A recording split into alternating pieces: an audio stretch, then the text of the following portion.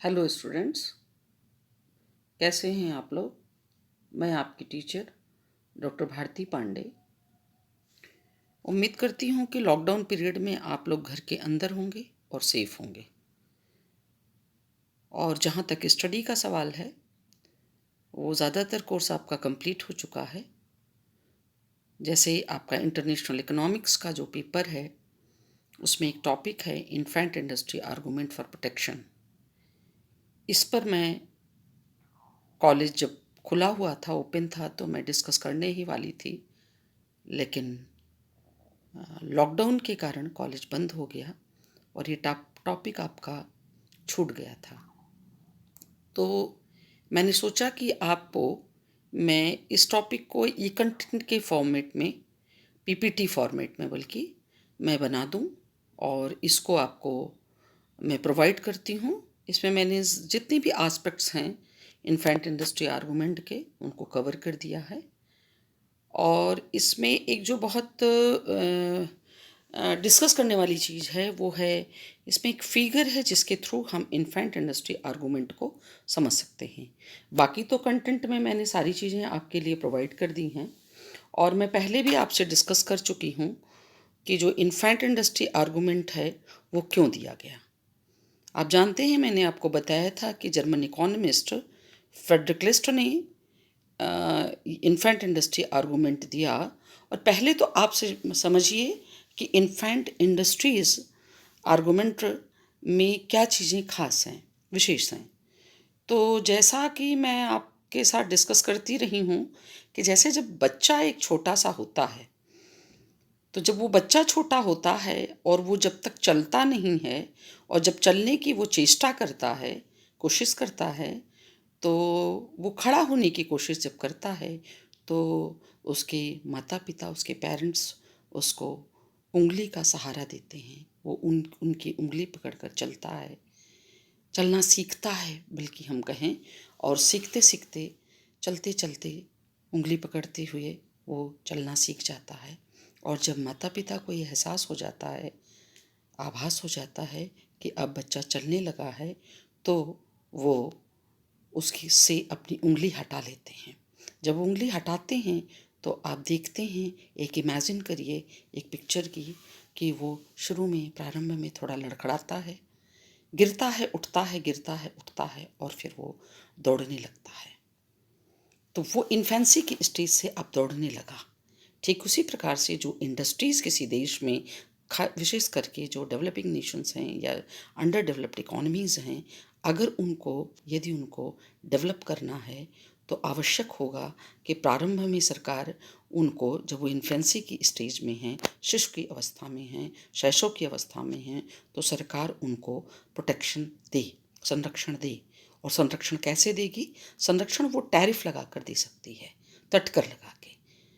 तटकर लगाकर सरकार बाहर से आने वाले जो भी औद्योगिक वस्तुएं हैं, कैपिटल गुड्स हैं, पूंजीगत वस्तुएं हैं, उन पर रोक लगा सकती है। और जब वो वस्तुएं वहाँ से जो बाहर से आ रही हैं उनका आयात रुकेगा, तो जो देश के अंदर घरेलू अर्थव्यवस्था में शैशव उद्योग हैं, इन्फेंट इंडस्ट्रीज़ हैं, उनको ग्रो करने का अवसर प्राप्त होगा। और वो ग्रो करेंगी, और जब ग्रो करेंगी तो जो है वो, उसके पश्चात जब वो ग्रो कर जाए, तब अंतर्राष्ट्रीय बाजार में जब वो प्रतिस्पर्धा करने लायक, उसमें कॉम्पीट करने लायक इंटरनेशनल मार्केट में वो हो जाएं, तो गवर्नमेंट जो है प्रोटेक्शन को हटा ले, टैरिफ को हटा ले। वो बाज़ार में, अंतर्राष्ट्रीय बाज़ार में उतरेंगी, वहाँ पर प्रतिस्पर्धा करेंगी, कंपटीशन करेंगी, और जो है थोड़ा लड़खड़ाएंगी, थोड़ा गिरेंगी, मीनिंग बाय थोड़ा उनको लॉस हो सकता है, कभी कभी उनको प्रॉफिट होगा, कभी लॉस, कभी प्रॉफिट, और धीरे धीरे वो इस्टेब्लिश हो जाएंगी इंटरनेशनल मार्केट में और कॉम्पीट करती चली जाएंगी। और इससे पूरी जो इकॉनमी है उस कंट्री की, उसको भी लाभ होगा, सोशल बेनिफिट होगा, सोशल वेलफेयर इंक्रीज करेगा। इसी को हम एक फिगर के थ्रू समझाएंगे। बाकी जो मैटर है रिलेटेड टॉपिक से, वो डिफरेंट स्लाइड्स में दिया हुआ है। और मैं अब आपको डायरेक्ट जो है वो स्लाइड नंबर 5 पर आती हूँ और उसको मैं आपको समझाती हूँ कि कैसे जो है वो फिगर के थ्रू इन्फेंट इंडस्ट्री आर्गूमेंट को समझाया जा सकता है। देखिए, मैं इसके साइज को थोड़ा सा मैंने छोटा किया और मैं एक पेन लेती हूँ और पेन के सहारे से आपको समझाती हूँ कि कैसे, ज़रा सा मुझे एडजस्ट करने दीजिए। और अब देखिए, देखिए ज़रा, मैंने एक पेन उठाया है और पेन के थ्रू मैं अब आपको समझाती हूँ कि कैसे एक वाई एक्सिस पर इंडस्ट्रियल सेक्टर है और एक्स एक्सिस पर यहाँ पर हम देख रहे हैं एग्रीकल्चर सेक्टर है। अब मैं आपको बताती हूँ, यहाँ पर दो प्रोडक्शन पॉसिबिलिटी कर्व हैं, उत्पाद संभावना वक्र जिन्हें हम कहते हैं। चूँकि क्लास में हिंदी मीडियम के भी विद्यार्थी होते हैं, इसलिए उनके लिए भी समझाना आवश्यक है। तो आप देखिए, एक एस एस और यहाँ पर एस, ये एक S S production possibility curve है जिसको हम पीपीसी कहते हैं, वो है। और जब इकोनॉमी बंद है, बंद तो नहीं कहेंगे, इकोनॉमी ओपन है, सॉरी, इकोनॉमी ओपन है इस समय, लेकिन प्रोटेक्शन नहीं है। तो आप देखिए कि एग्रीकल्चर सेक्टर उस इकोनॉमी में, चाहे आप उसको जर्मन इकोनॉमी ले लीजिए या जैसे अभी आप समझिए, कोई भी एग्जाम्पल लिया जा सकता है। हम यहाँ पर चूँकि फ्रेडरिक लिस्ट का केस डिस्कस कर रहे हैं तो हम उन्हीं की कंट्री को ले लेते हैं, जर्मन इकोनॉमी को ले लेते हैं, और हम ये देख रहे हैं कि एग्रीकल्चर सेक्टर जर्मन इकोनॉमी में पूरी तरह से डेवलप है। वो ओ एस, ओ यहाँ पे शो नहीं हो रहा है, लेकिन ये जो ओरिजिनल पॉइंट है दोनों एक्सिस को जो जहाँ पे मीट आउट कर रहे हैं, वो ये ओ पॉइंट हो गया, ओरिजिनल पॉइंट, और ओ एस डेवलप है एग्रीकल्चर सेक्टर। लेकिन इंडस्ट्रियल सेक्टर जर्मनी में अभी भी डेवलप्ड नहीं है। एग्जाम्पल के तौर पे हमने जर्मनी लिया है इसमें। तो आप देखिए ज़रा कि जो international terms of trade line है या इंटरनेशनल प्राइस लाइन है, अंतर्राष्ट्रीय मूल्य रेखा है, वो इस पीपीसी को जो है वो पी पर टेंजेंट कर रही है। इसका मीनिंग ये है कि इकोनॉमी जो है वो पी पॉइंट पर प्रोडक्शन कर रही है, लेकिन जब ट्रेड हो रहा है तो ट्रेड करके इकोनॉमी का कंजम्पशन पॉइंट टी पॉइंट पर है। नो, इट्स ओके, कोई प्रॉब्लम नहीं है इसमें। लेकिन अगर इकोनॉमी में उस इकोनॉमी के इंडस्ट्रियल सेक्टर को, अर्थव्यवस्था के औद्योगिक क्षेत्र को विकसित करना है, तो निश्चित तौर पर थोड़े समय के लिए संरक्षणवादी नीति का सहारा, प्रोटेक्शनिस्ट पॉलिसी को अपनाना पड़ेगा। और जब ये अपनाया जाएगा तो इसकी लागत घरेलू अर्थव्यवस्था को थोड़े समय के लिए वहन करनी ही पड़ेगी। जैसा कि आप देख सकते हैं फिगर में। अब मैं आपको पॉइंट से बताती हूँ कि प्रोटेक्शन जब लगाया जाता, जब प्रोटेक्शन दे दिया गया इकोनॉमी में, माने तटकर लगा दिया गया, तो इकोनॉमी में जो प्रोडक्शन का लेवल और कंजम्पशन का लेवल है वो एसएस प्रोडक्शन पॉसिबिलिटी कर्व पर पी डैश पर आ जाता है। ये देखिए, पी डैश पॉइंट को मैं यहाँ पर दिखा रही हूँ आपको, पी डैश पॉइंट पर आ जाता है।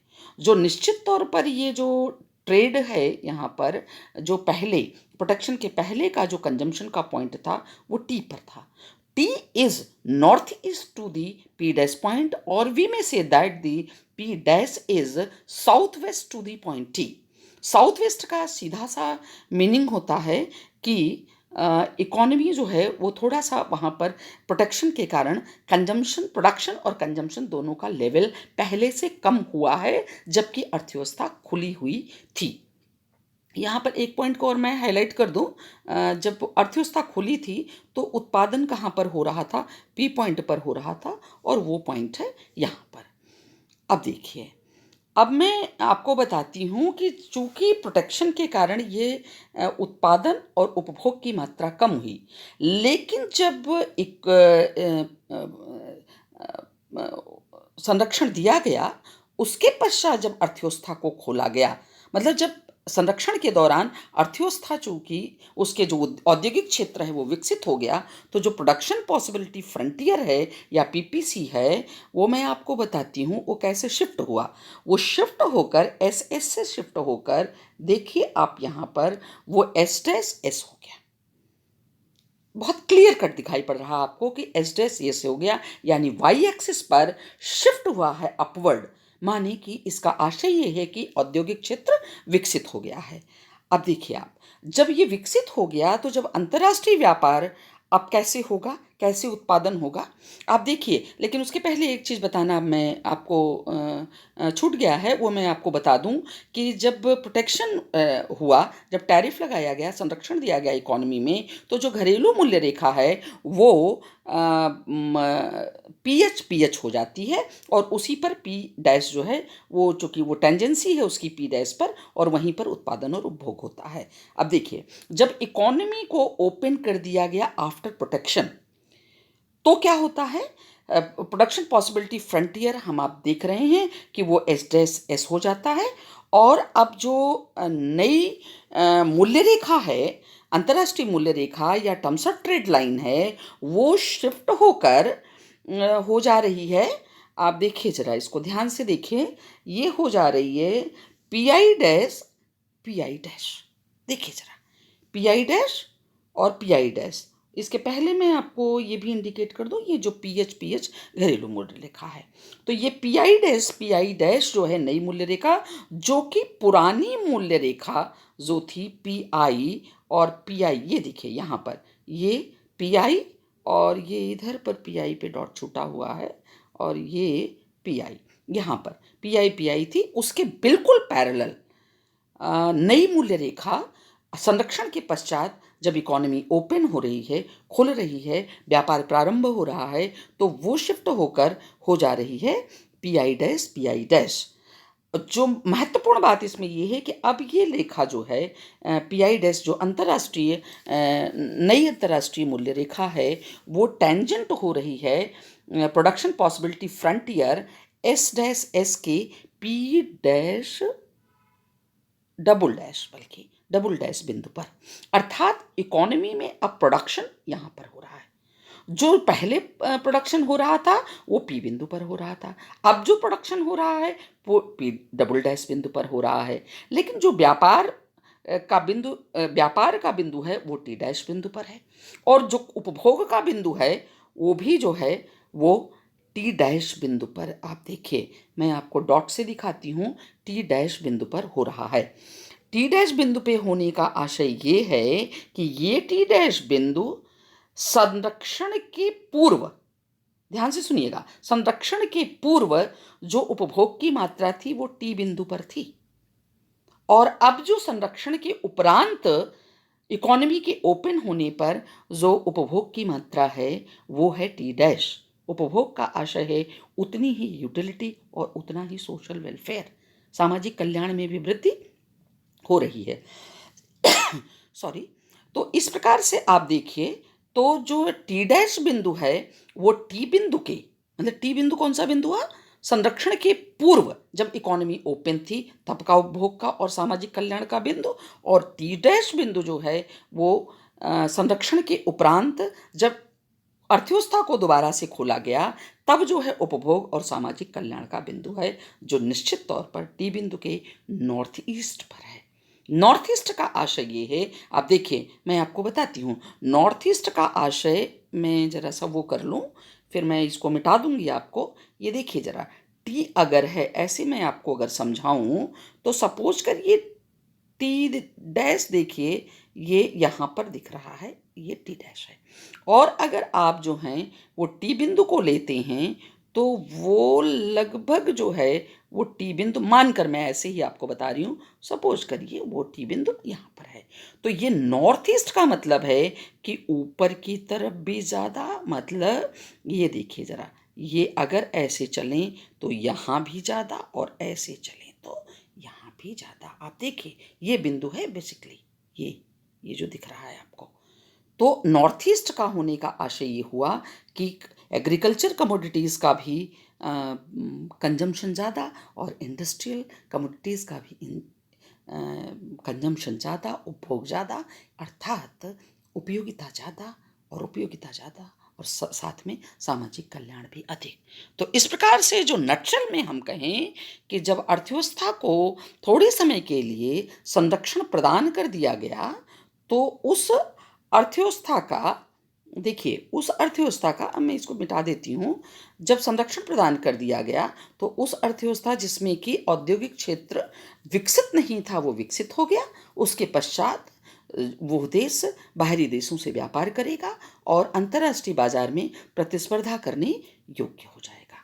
तो इस फिगर के थ्रू मैंने आपको ये समझाने की कोशिश की है कि प्रोटेक्शन का क्या फ़ायदा है, संरक्षणवादी नीति अपनाने का क्या फ़ायदा है, उसके पश्चात इकोनॉमीज़ को अगर ओपन कर दिया जाता है तो कैसे जो है वो गेन्स फ्रॉम ट्रेड अब किस प्रकार से होगा। जो अर्थव्यवस्थाएं अल्पविकसित हैं, विकासशील हैं, वो भी जो हैं वो बराबर की सहभागी हो सकती हैं अंतर्राष्ट्रीय व्यापार में। और इसके पश्चात जो है वो डिफरेंट स्लाइड्स और मैंने बनाई हैं जिसमें पूरा फिगर को मैंने एक्सप्लेन किया है आपके टेक्स्ट के लिए, एग्जामिनेशन पॉइंट ऑफ व्यू से। ये मैंने इसीलिए पीपीटी में दे दिया है कि आप इसको पढ़ लेंगे कायदे से। और पूरा मैटर जो है वो मैंने लिया है वो सडस्टन से, बहुत स्टैंडर्ड बुक है, वहाँ से मैंने लिया है। तो आप इसको यहाँ से ले लीजिएगा, टेकअप कर